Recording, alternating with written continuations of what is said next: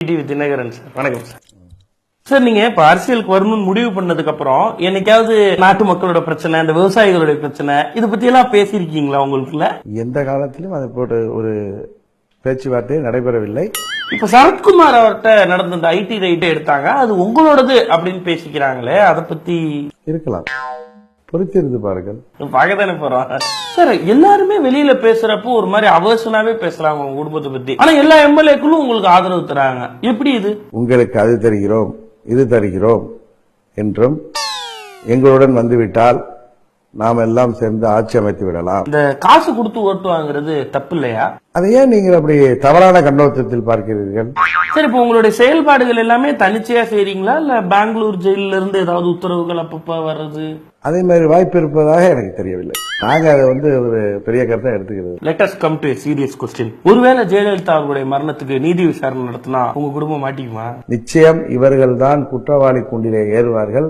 இவர்கள் தான் அதில் ஏவனாக விசாரிக்கப்பட போகிறார். ஓபிஎஸ்க்கு கொடுத்த மாதிரி எடப்பாடிக்கு அல்வா கொடுக்க போறீங்களா?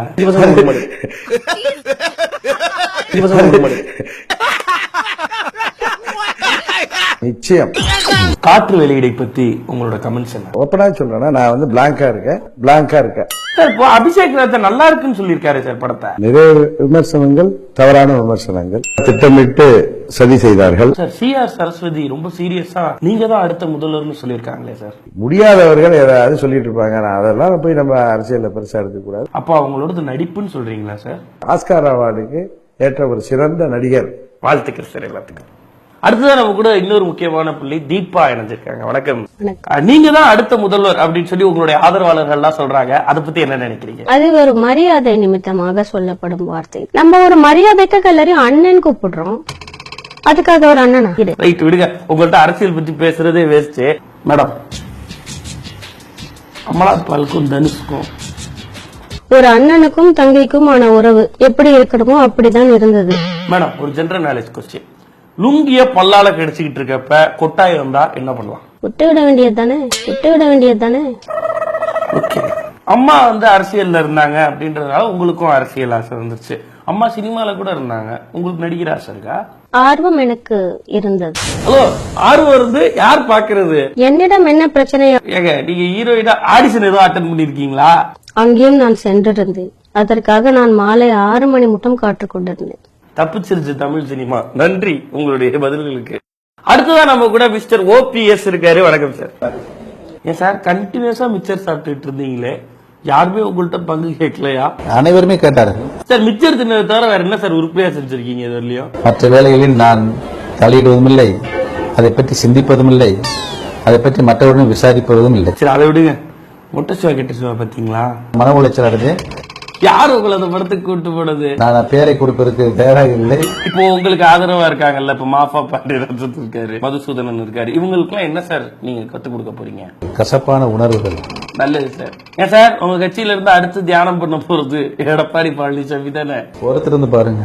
அம்மாவோட ஆன்மா உங்ககிட்ட பேசுனுச்சா சார்? பேசியது கிடையாது, டெலிபோனோட தொடர்பு கொண்டது கிடையாது. தியானம் பண்ணும்போது தூக்கம் வந்துச்சா? Yes yes. தூக்கம் வந்துருந்தா அப்போ கொட்டாய் வந்திருக்கணுமே. யாரும் என்னிடம் கேட்காத கேள்வியை பொழுது நீங்கள் கேட்டிருக்கிறீர்கள். சரி, ஓகே சார். ரொம்ப ஓப்பனான ஒரு இன்டர்வியூ. Thank you sir. வாங்க செயல் தலைவரே, வணக்கம். மக்களுக்கான பணிகள், மக்களுக்கான போராட்ட குரல்கள், இதெல்லாம் ஏதாவது கொடுக்கறதுக்கு ஐடியா இருக்கா? எங்களை செருப்பால் அடிச்சா கூட நாங்க எந்த வரையும் செய்ய மாட்டோம். என்ன வேணா பண்ணுங்க. அண்ணா, அதுக்கப்புறம் கலைஞர், இவங்கெல்லாம் வகிச்ச அந்த திமுகவினுடைய தலைவர் பதவியை இப்ப நீங்க வகிக்கிறீங்க. இதை விட கேவலம், இதை விட வெக்கம், இதை விட அவமானம் தமிழ்நாட்டுக்கு வேற என்ன ஒண்ணு சொல்லுங்க. இத இவ்வளவு ஓப்பனா சொல்லியிருக்காரா சார்? விஷால் தயாரிப்பாளர் சங்கத்தோட தலைவரானதை பத்தி என்ன நினைக்கிறீங்க? அவர் ஒரு அரசியல் ஞானி, அவருக்கெல்லாம் போய் நாங்க விளக்கம் கேட்க முடியாது. சரி, இதை விடுங்க சார். இந்த ஆராசா, கனிமொழி அவங்களோட இந்த கேஸ் விஷயம் என்ன சார்?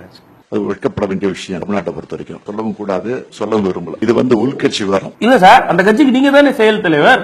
சந்தேகம் இருக்கிறது, மக்களிடத்தில் அந்த சந்தேகம் இருக்கு, அதை நிவர்த்தி செய்ய வேண்டிய பொறுப்பு எனக்கு இருக்கிறது. சார், Facebook, ட்விட்டர், சமூக வலைதளங்கள் எல்லாம் உங்களை, உங்க குடும்பத்தை, உங்க கட்சியெல்லாம் மீம்ஸ் போட்டு செய்யறாங்களே.